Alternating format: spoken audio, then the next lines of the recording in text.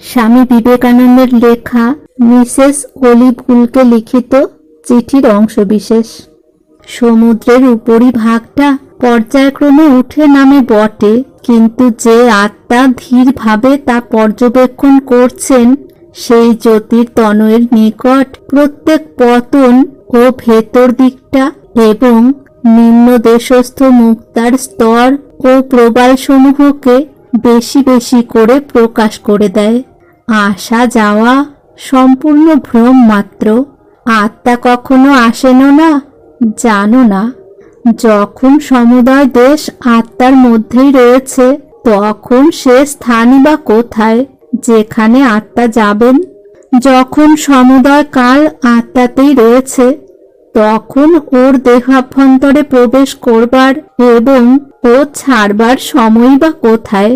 পৃথিবী ঘুরছে, কিন্তু ওই পৃথিবীর ঘোরাতেই এই ভ্রম উৎপন্ন হচ্ছে যে সূর্য ঘুরছে, কিন্তু বাস্তবিক পক্ষে সূর্য ঘুরছে না। সেইরূপ প্রকৃতি বা মায়া বা স্বভাব ঘুরছে, পরিণাম প্রাপ্ত হচ্ছে, আবরণের পর আবরণ উন্মোচন করছে। এই মহান গ্রন্থের পাতার পর পাতা উল্টে যাচ্ছে। এদিকে সাক্ষী স্বরূপ আত্মা অবিচলিত ও অপরিণামী আত্মজ্ঞান সুধাপানে বিভোর আছেন। যত জীবাত্মা পূর্বে ছিল বা বর্তমানে আছে বা ভবিষ্যতে থাকবে, সকলেই বর্তমান কালে রয়েছে। আর জড়জগতের একটি উপমা ব্যবহার করলে বলা যায় যে তারা সকলেই এক জ্যামিতিক বিন্দুতে রয়েছে। যেহেতু আত্মাতে দেশের ভাব থাকতে পারে না, সেই হেতু যারা সকলে আমাদের ছিলেন, আমাদের রয়েছেন এবং আমাদের হবেন, তারা সকলেই আমাদের সঙ্গে সর্বদাই রয়েছেন, সর্বদাই ছিলেন এবং সর্বদাই থাকবেন। আমরা তাদের মধ্যে রয়েছি এবং তারাও আমাদের মধ্যে রয়েছেন। এই কোষগুলির কথা ধরো, যদিও তারা প্রত্যেকটি পৃথক, কিন্তু তথাপি সকলেই ক ও খ, দেহ ও প্রাণ, এই দুই বিন্দুতে সম্মিলিত হয়েছে। সেখানে তারা এক হয়েছে।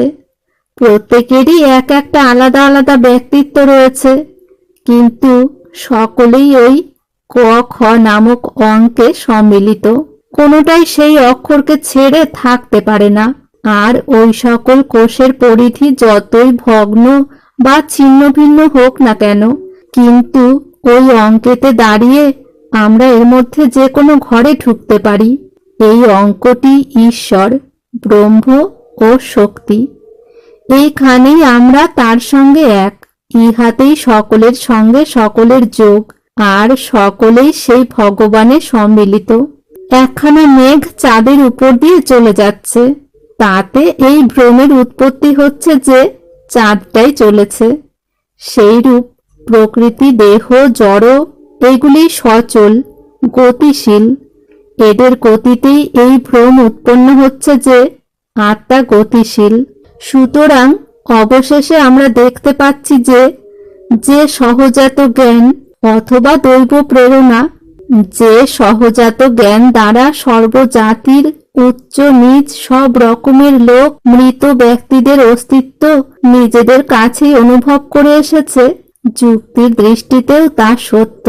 প্রত্যেক জীবাত্মাই এক একটা নক্ষত্র স্বরূপ, আর এই সব নক্ষত্র রাজি ঈশ্বর রূপ সেই অনন্ত নির্মল নীল আকাশে বিন্যস্ত রয়েছে। সেই ঈশ্বরই প্রত্যেক জীবাত্মার মূল স্বরূপ। তিনি প্রত্যেকের যথার্থ স্বরূপ, প্রত্যেকের প্রকৃত ব্যক্তিত্ব তিনি।